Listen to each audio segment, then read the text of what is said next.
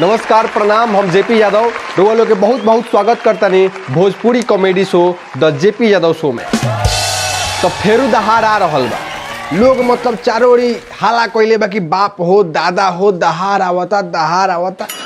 लेकिन हमारा ये नहीं बुझात कि आखिर इतना हाला काहे खातिर मचावत लो भाई। ये कोनो नया बात बा, ये तो मतलब परंपरा चलल बा अपन बाढ़ के, बिना बाढ़ होइले कौन साल रहल ना। तो मतलब अब की बार फिर हाला हो गई बा, तो यही हाला में हम कुछ लिख दिले बनी। तो तनी सुनी लोगन हमारो, हम कुछ हाला कली। तो फेरू बाढ़ आवता, चारों ओरी हाला बा भरल नदी नाला बा, चारों ओरी हाला बा भरल नदी नाला बा। आ नेताजी के कौन टेंशन, उनकर घर 3 ताला बा। हाँ, तो चारों ओरी हाला बा भरल नदी नाला बा, नेताजी के कौन टेंशन, उनकर घर 3 ताला बा। यही से लोग नेताजी के खूबे गड़ी आवता, फेरू बाढ़ आवता। अब लोग के समझाओ कि रउए लोग के पैसा से उनकर 3 ताला घर बनल, लेकिन समझ में आते हुए भी जब वोटवा देवे के टाइम आवेला उनके के दिए। तो आगे सुनी लोगन कि बांध ना बन्हाइल बा आ भाषण खूब ढहाइल बा, बांध ना बन्हाइल बा भाषण खूब ढहाइल बा। आ झूठो खानी मुंह सुखा के फोटो फेर खिंचाइल। हाँ, अखबार में छपवावे खातिर कि फिर बाढ़ आ गई बा, सुरक्षित स्थान पर चल जाई। आ लूटे खातिर सब अधिकारी फंड पास करावता, एकदम लाइन लगल बा कि कौन फंड पास हो जाओ कि सीधा कर दिया। लूटे खातिर सब अधिकारी फंड पास करावता, फेरू बाढ़ आवता। आ काका के छावावल मरई पिछले साल दहाइल बा, काका के छावावल मरई पिछले साल दहाइल बा। आ वही बाढ़ में नेताजी के नया फॉर्चूनर आइल बा। हाँ, तो काका के छावावल मरई पिछले साल दहाइल बा। आ वही बाढ़ में नेताजी के नया फॉर्चूनर किनाइल बा। आ सभे अपन माल जाल बेच के हटावता, फेरू बाढ़ आवता। भागे खातिर सब लोग सामान सड़ी आवता, फेरू बाढ़ आवता। आ नेताजी लोग मजा से जहाज दौड़ावता। माने नेताजी लोग हमारे ही ना बुझाला कि जहाज से पानी देख के का मतलब का मिलेला। लोग जो पानी में उ लोग बुझाता कितना मजा आवता। तो यही स्थिति बा, लोग एकदम बेचैन बा, एकदम सोचता कि काहे आखिर मतलब बांध बन्हात नहीं के सरकार करत का बा है। लेकिन सरकार आखिर करो तो का करो, माने अब सरकार बांध बांधो की विधायक कौन इम्पोर्टेंट बा। अब एजा के सरकार के तो माने अपन कुर्सिये बचावे में 5 साल कब बीत जाला पते न चले। आ सरकार माने बांध बांधे के बारे में सोचो कि ई सोचो कि कब कौना पार्टी में पलटी मारे के बा कि कुर्सी बाचल रहे।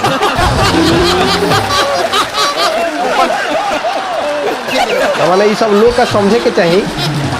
तो ये बात बा, लोग सोचा था कि आखिर माने सरकार लोग लेखा काहे नहीं के सोचे। अभी लोग के समझाओ कि अगर सरकारों लोग लेखा सोचे लगू तो वो लोग लेखा रोड पर आ जाए।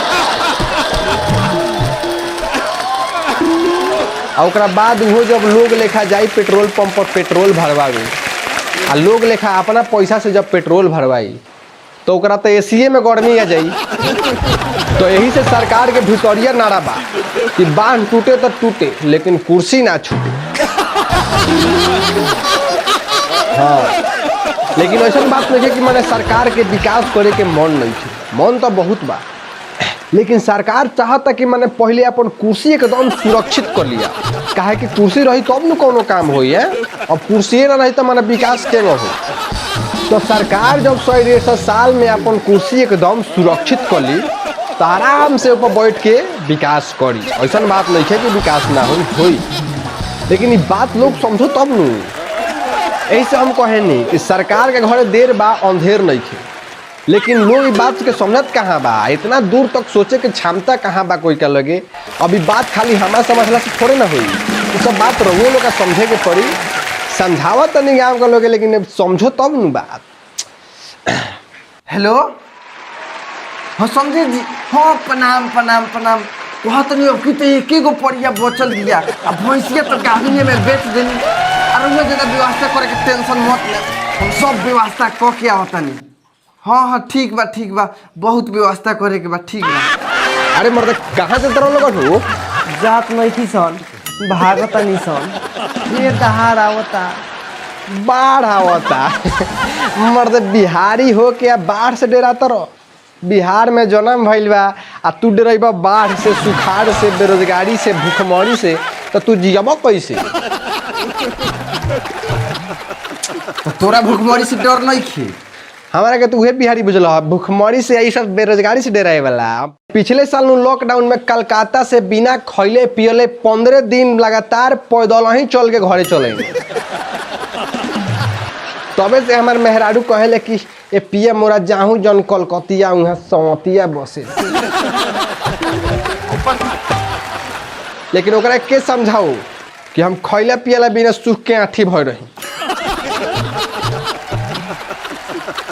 लेकिन दहार में तो बहुत चीज के सुविधा मिलेला, एकदम हेलीकॉप्टर से चिवड़ा मीठा गिरावल जाला।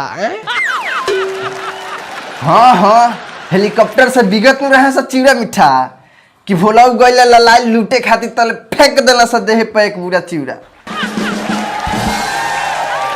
बस मर गइले वही जो। तो उहे चिवड़ा उनका श्राद्ध में खियावल गइल आ हमनियो खैनी सा। ए त मर्द इतना सुविधा मिलल है, इतना तो सुविधा सरकार देलो, तो दहार के बारे में सरकार के कोनो शिकायत मत। चुप रह, दहार के नाम मत लो।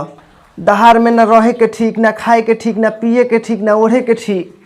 आदमी के जिंदगी कुत्ता लखा हो जाला। अब पढ़े तो गैनी मुखिया जी की है तिरपाल मांगे तो एगो तिरपाल में 2 टुका करके देलन। अब में हम ओरी की बाल बच्चा उड़ा सके 2 बकरी पठरू बड़ा सा उड़ा सा। देखो सब ठीक बा, लेकिन हमरा देखे से एकरा के दहार कहल उचित नहीं है। तो दहार ना हो तो क्या हो? देखो ई दहार ना हो, ई सरकारी योजना हो। कहा? ये कौन योजना हो रही? हाँ, ई सरकारी योजना बनावल बा लोग के रोड पर ले आके सेवा करे खातिर। रोड पर लिया के कौन सेवा होला रे? अब देख, अरे मर्दे जब तू अच्छा से कमैबो खैबो आ सुख शांति से अपना घर में रहबो, तब सरकार तहार सेवा कहिया करी या कैसे करी?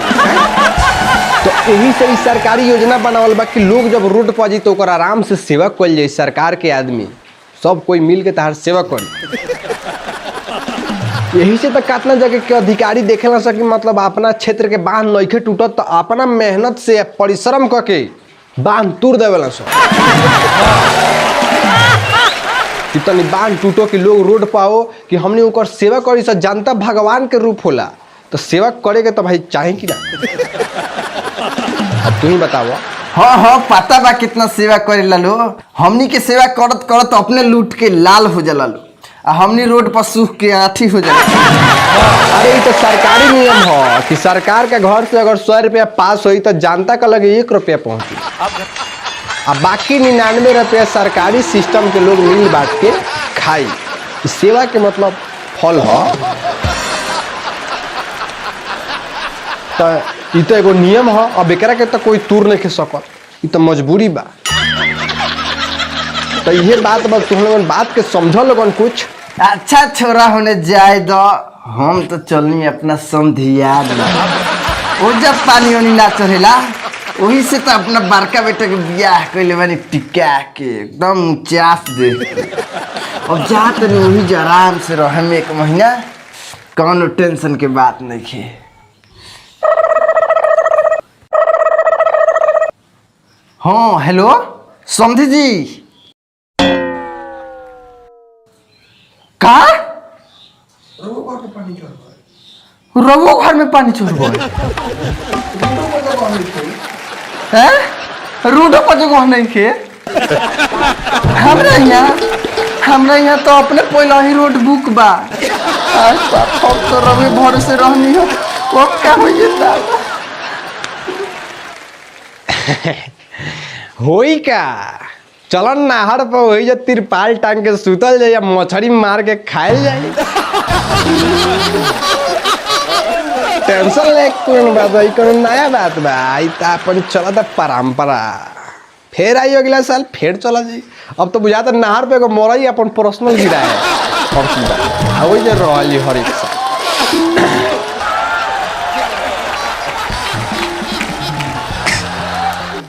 हाँ तो प्रणाम। हम ये वीडियो के माध्यम से सरकार के मतलब सरकारी सिस्टम पर कुछ सवाल उठावे कोशिश कैले बनी और कुछ कमी दिखावे के कोशिश कैले बनी। अगर ये वीडियो के माध्यम से थोड़ा सा भी प्रभाव पड़ता तो ये हमार मेहनत सफल हो जाई और हम आगे भी ऐसे करत रहें। बस रउआ लोग सहयोग करी, शेयर जरूर करें, कमेंट करी। हम कोई के खिलाफ नहीं बोलत, हम जनता के सपोर्ट में बोलत नहीं और हमेशा बोलते